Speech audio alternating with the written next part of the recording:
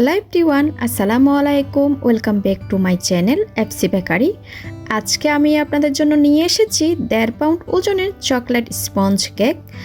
আজকের এই রেসিপিটা ডিটেলস আকারে শেয়ার করেছি, আপনারা অবশ্যই স্কিপ না করে সম্পূর্ণ দেখতে থাকুন।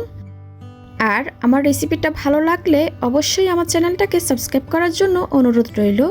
সাথে থাকা বেল আইকনটি ক্লিক করবেন, এতে করে আমি কোনো রেসিপি আপলোড করলে আপনারা সাথে সাথে নোটিফিকেশন পেয়ে সবার আগে দেখতে পারেন। চলুন তাহলে রেসিপিটি দেখে নেওয়া যাক। চকলেট স্পঞ্জ কেক তৈরি করার জন্য প্রথমে আমি শুকনো উপকরণগুলো ছেলে নিব। এই জন্য একটা ছাঁকনি নিয়ে নিলাম। ছাঁকনিতে আমি দিয়ে দিলাম 1/2 কাপ পরিমাণ ময়দা, আরও দিয়ে দিলাম 1/4 কাপ পরিমাণ ময়দা।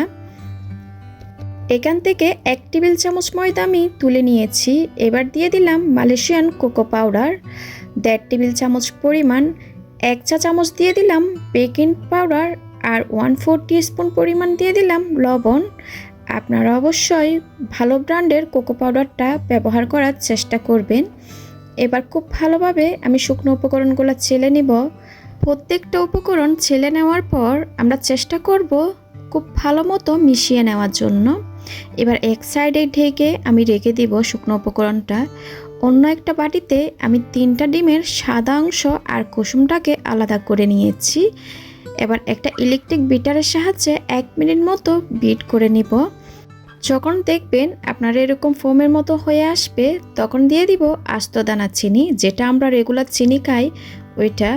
এখানে আমি 1/2 কাপ পরিমাণ আরও 2 টেবিল চামচ আস্ত দানা চিনি নিয়েছি। এবার অল্প পরিমাণ চিনি দিয়ে আবারও ইলেকট্রিক বিটারের সাহায্যে 2 থেকে 3 মিনিট বিট করে নিব, বা চিনিটা সম্পূর্ণ গলে যাওয়া পর্যন্ত বিট করতে থাকব। অনেকে জিজ্ঞেস করে থাকেন আমি কি ময়দা দিয়ে কেকটা তৈরি করি। আমি সবসময় তীর ব্র্যান্ডের প্যাকেটের ময়দাটা ব্যবহার করি। আপনারা অবশ্যই খোলা ময়দা ব্যবহার না করে প্যাকেটের ময়দাটা ব্যবহার করার চেষ্টা করবেন। আপনাদের সাথে কথা বলতে বলতে আমি আবারও চিনি দিয়ে দিলাম। আবারও বিট করে নিব 2 থেকে 3 মিনিট পর্যন্ত।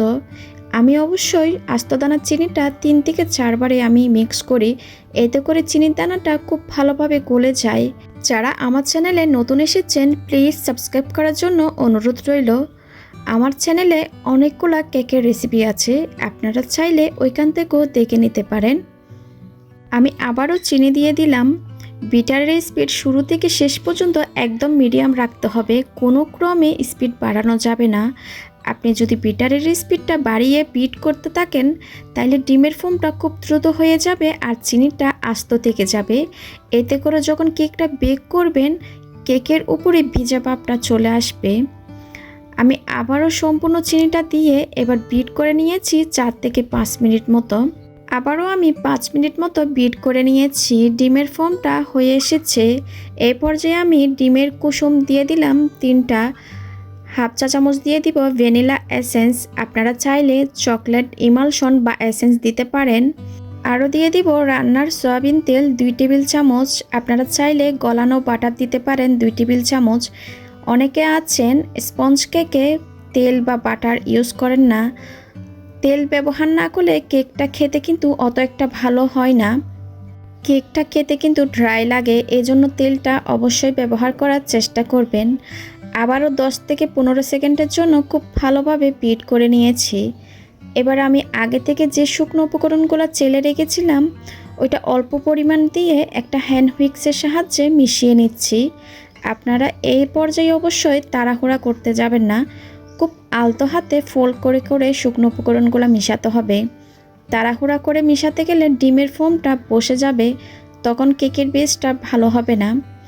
আবারও আমি অল্প পরিমাণ শুকনো উপকরণ দিয়ে খুব ভালোভাবে মিশিয়ে নিচ্ছি। এই পর্যায়ে আমি ওভেনটা প্রিহিট করে নিব 10 মিনিটের জন্য 160 ডিগ্রিতে। আপনাদের সাথে কথা বলতে বলতে দ্বিতীয় ধাপে শুকনো উপকরণগুলো মিশিয়ে নেওয়া হয়ে গেছে।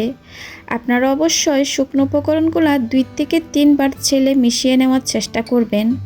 এই কেকের ব্যাটার কিন্তু ওভার মিক্সিং করা যাবে না। ওভার মিক্সিং করার কারণে কিন্তু কেকটা শক্ত হয়ে যায়, স্পঞ্জি হয় না।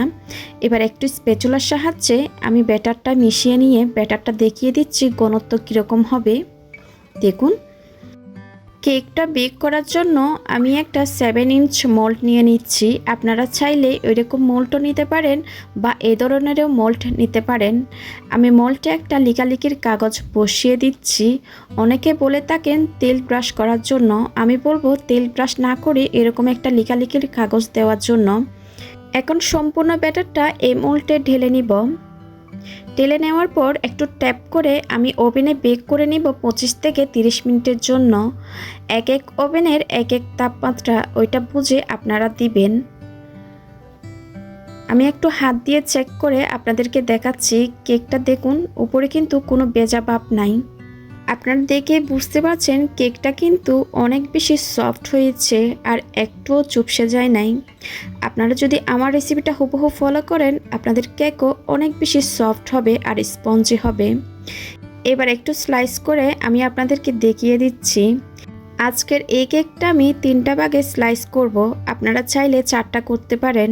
এটা হাইটের দিক দিয়ে একটু উঁচু হয়েছে, এজন্য আমি 3টা ভাগে ভাগ করে নিচ্ছি। তো আমি আশা করছি আমার আজকের এই রেসিপিটা আপনাদের ভালো লেগেছে। ভালো লাগলে প্লিজ আমার চ্যানেলটা সাবস্ক্রাইব করার জন্য অনুরোধ রইল। আর আপনাদের কোনো প্রশ্ন থাকলে কমেন্ট সেকশনে গিয়ে কমেন্ট করে জিজ্ঞেস করতে পারেন। আজকের ভিডিও দেখার জন্য সবাইকে অনেক ধন্যবাদ। সবাই খুব ভালো থাকবেন। আল্লাহ হাফেজ।